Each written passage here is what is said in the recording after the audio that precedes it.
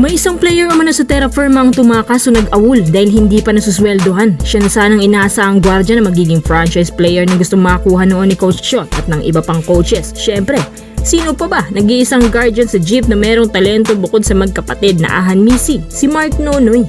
Si Mark Nonoy consistent at para siyang next Jason Castro ang datingan. Mabilis, versatile, may shooting, may extreme hustle. Nagkaka-average lang naman siya ng pumalo sa 14 points per game. Binibigyan nga siya ng playing time, ginagamit siya ng naayon sa gusto niya. Pero yun nga lang, hindi na umano sumisipot sa mga practices. Recently, may pa-blind item si Snowbado tungkol sa isang player na umalis at mukhang si Mark Nonoy ang tinutukoy niya dahil sa kanyang mga clue. Ito na yata ang pinaka mapait na issue ng isang player. Ginawa mo lahat, sinunod mong utos ng coach, araw-araw ka sa kanila tapos hindi raw sinasahuran ng ilang buwan. So para ka lang pala nagpapawis tapos ice tubig lang ang premyo. Kilala ng mga kasamahan niya sa Terra Firma si Mark Nonoy na masipag, mabait, hindi mareklamo. Pero Diyos ko naman, wag naman yung tungkol na sa sahod. Meron din mga haka-hakang lumabas na baka isa lang tong paraan ni Mark Nonoy upang maging signal o hudyat na gusto na niya magpa-trade at ang pag-awol ang magiging daan upang makapag-request. Kung ako ang player tapos ganitong gagawin, baka ka mag-aawol din. Sabi ng iba, baka naubos na sa magkapatid na Ahan Misi ang sahod kasi nagawa naman nilang bayaran ng malaki ang request na salary nila. Napaka-unfair nga naman yan sa side ng mga mas nauna pang nagpapawis kesa sa kanya. Kung halimbawa ilalatag siya sa market, saang team naman kaya siya lulugar?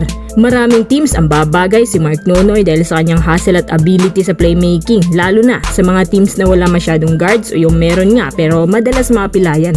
Para sa akin ito ng pagkakataon ng TNT na magkaroon ng next Jason Castro. Ito talaga ang sa palagay ko susunod sa yapak niya since college days pa siya ganito. At sad to say walang nakakasabay sa footsteps ni Jason Castro ngayon. Not even Raynon Batak or si Brian Heruela o Simon Enciso. Hindi sa pangahay pero iba ang galaw ni Mark Nonoy. Consistent pa yan. Siya yung player na bigyan mo lang ng oras mapapatunayan niya yan agad.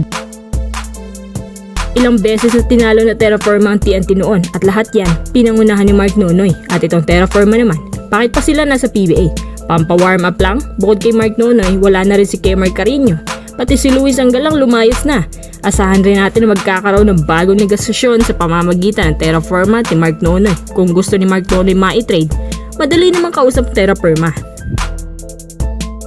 Makikita mo sa larawan to na halatang kakaibang aura ni Mikey Williams. Sabi pa ng isa sa mga boss ng Converge na komportable si Mikey Williams dito. Parang bigla na lang daw siya nagbago na para may gusto siyang patunayan sa TNT. Kasama ni Calvin Abueva, mas nagiging motivated pa ang lahat na maging masipag kasi iba ang vibe na binibigay ni Calvin. Yung veteran presence niya nakakahawa, sabi ni 1GDL. Ngayon, plano ng Converge gawing leader ang isa sa kanila, so it's either Mikey or si Calvin. Kung sa court ang pag-uusapan, nasa leadership yan kung meron kang abilidad na maging second coach sa kanila tuwing nasa floor. Pero pagdating sa scoring, mas inaasahan si Mikey Williams. Sa leadership, walang katangian si Mikey nito. Sa scoring, halatang siya na ang magiging pangalawang tagabuhat kasi ang capabilities niya pang all around, parang import. Usap-usapan din pala ngayon itong posibleng pagkakaroon ng plano ng Converge na magpalit ng coach. Pero hindi pa po yan kumpirmado. Depende sa resulta ng upcoming Commissioner's Cup kasi nga resulta ang magbibigay sagot.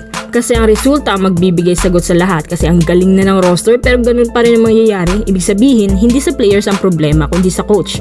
Pagpalagay na lang natin na inilagay nila dyan yung mga former coaches na dumaan sa isang champion team or mag-hire sila na isang foreign coach na gagawing consultant gaya ng nangyari sa Meralco. Pero bago pa man magsimula ang lahat, isa din ako sa mga nag-aabang sa independent team na to sa kung anong resulta ng kanilang pang dark horse at interesting lineup at mukhang sila din pala ang inaabangan ng mga tao ngayon.